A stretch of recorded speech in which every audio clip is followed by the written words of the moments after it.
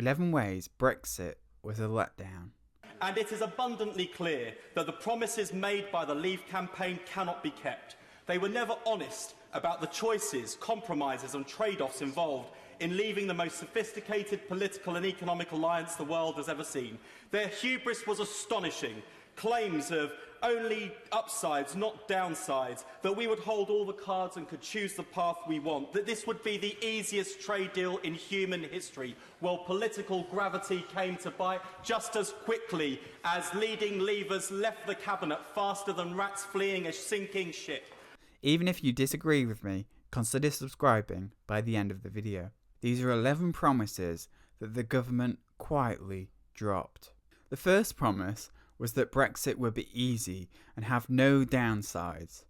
If you think about it, the free trade agreement that we will have to come to with the European Union should be one of the easiest in human history.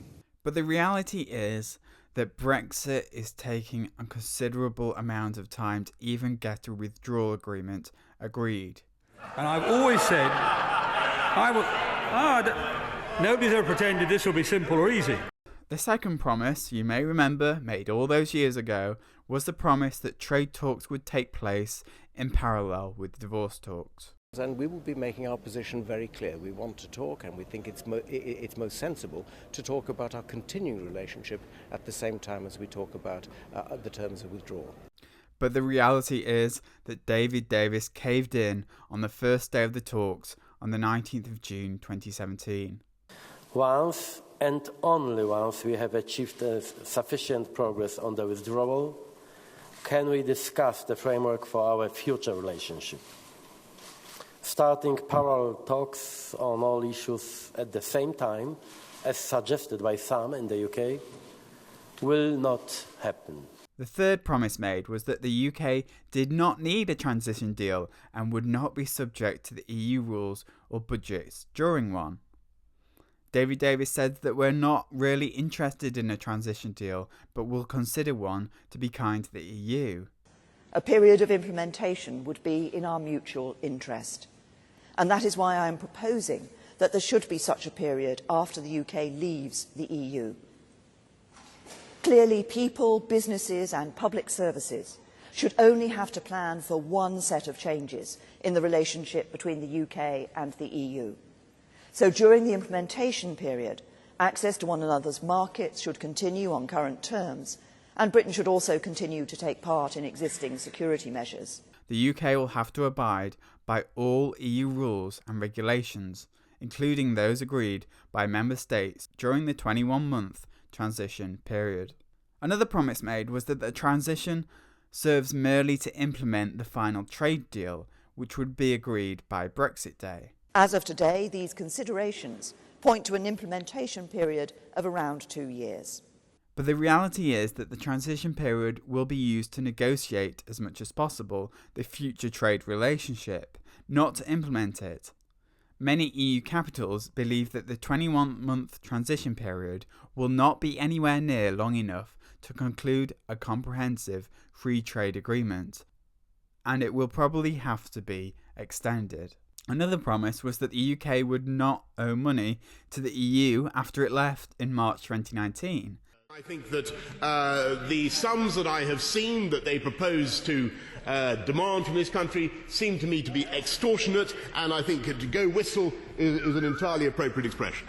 But the reality is that the UK told the EU in November 2017 that it was ready to honour its share of all financial commitments made while it was a member of the bloc, estimated at between €40 million or €45 billion throughout the transition period.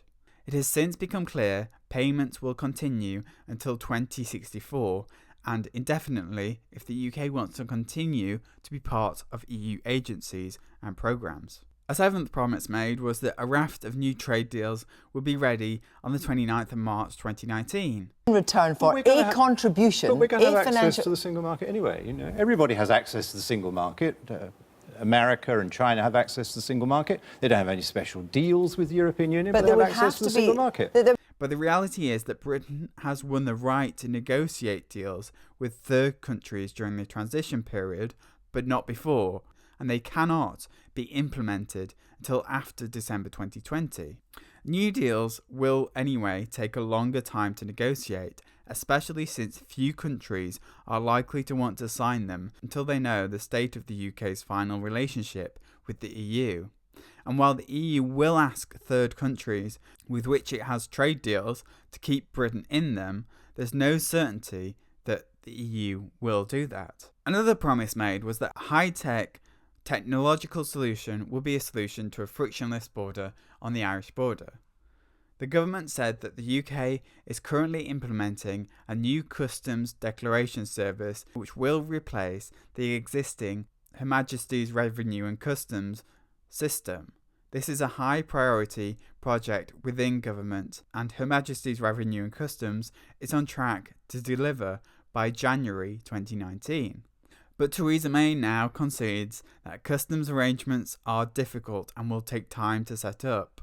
May told the Commons Liaison Committee on the 27th of March 2018 that I think it's fair to say as we get into the detail and as we look at these arrangements, then what becomes clear, sometimes the timetables that have originally been set are not the timetables that are necessary when you actually start to look at the detail and when you delve into what it really is that you want to be able to achieve. The ninth promise is that free movement would come to an end on the 29th of March 2019, and any EU citizens arriving after that date would be subject to a different immigration regime. What this means is any EU citizens arriving into Britain after the end of March 2019 won't be able to walk in just as they do now and show their passports. It will feel the same, but their arrival will actually be registered. That's a significant change here. But the reality is that free movement continues, the only difference being a registration system for newcomers.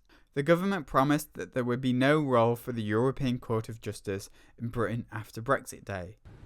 The first area of difference you refer to is the European Court. We don't see a need for European Court jurisdiction. Indeed, it would be unique, actually, such jurisdiction, extraterritorial jurisdiction on this, other than rather limited operations in Ukraine, and this country is not Ukraine. The ECJ will have full jurisdiction during the transition period, and the ECJ interpretation of relevant civil rights laws are likely to hold thereafter.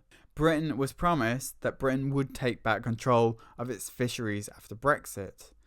The government said that leaving the EU means we will take back full control of our territorial waters, and for the first time in 50 years we will be able to grant fishing access for other countries on our terms. But the reality is the EU will have to continue access to UK fishing waters throughout the transition period and has demanded reciprocal access afterwards too, as a condition for any future trade deal.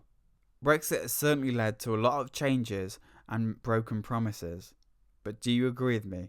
Join in the debate below and subscribe.